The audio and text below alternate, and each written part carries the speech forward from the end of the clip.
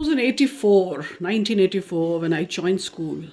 I used to see sometimes Sister Headmistress, Sister Anne-Marie, is sitting with her child and just listening to her, and she's doing her work constantly in the office, and the child is sometimes talking to her, and she wouldn't say much. Many times I passed in that area and I saw that.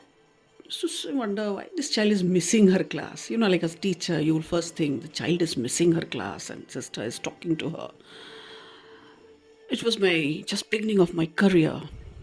Slowly I understood that when a teacher was rude to a child saying that she is very troublesome, sister would say, "You send that child to me." And sister would talk and listen and sometimes just encourage her, motivate her, and the child would go happy. Sister has listened to me, maybe. That gave her that boost, and she was always comfortable. And then after that, no problem.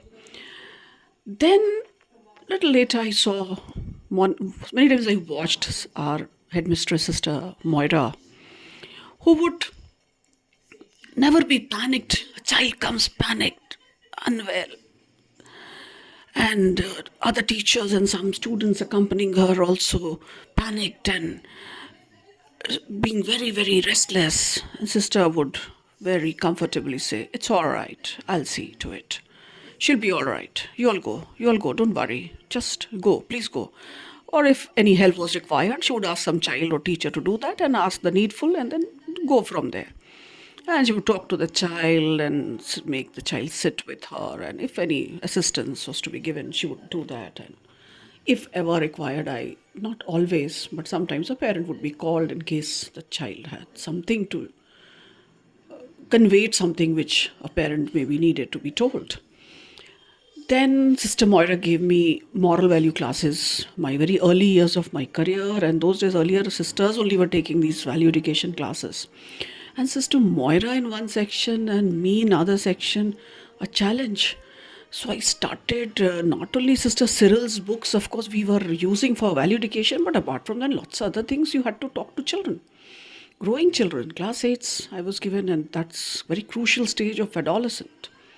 So I also started reading lots of books and material. I don't know, I think I did more research work for value education classes than my own studies when I was in college.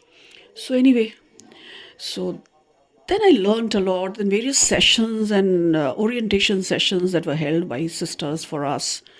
We were always told that as a teacher, you are the first counselor. You have to listen to children. You have to understand.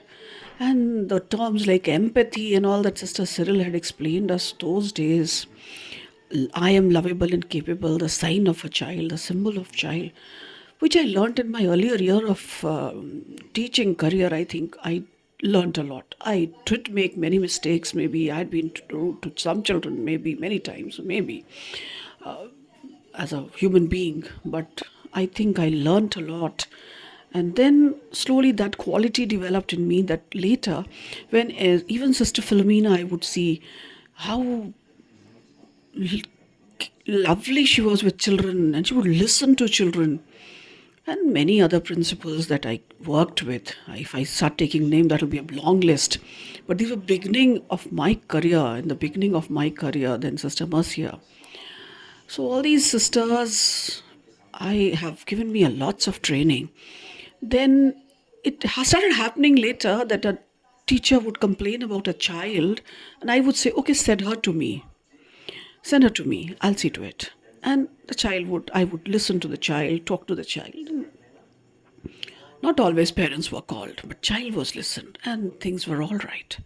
So I think then of course many courses I went for in 3 days workshops and various workshops by our various institutions in Ranchi. We are blessed to have CIP and RINPAS and Davis Institute and all these places, number of courses, training workshops I did attend. And of course, later offline, online child protection course and all those things also have given me. And then, of course, now I did from Udemy also my happiness certified course on happiness coach and NLP, neuro linguistic programming, which makes me more confident about being a counselor.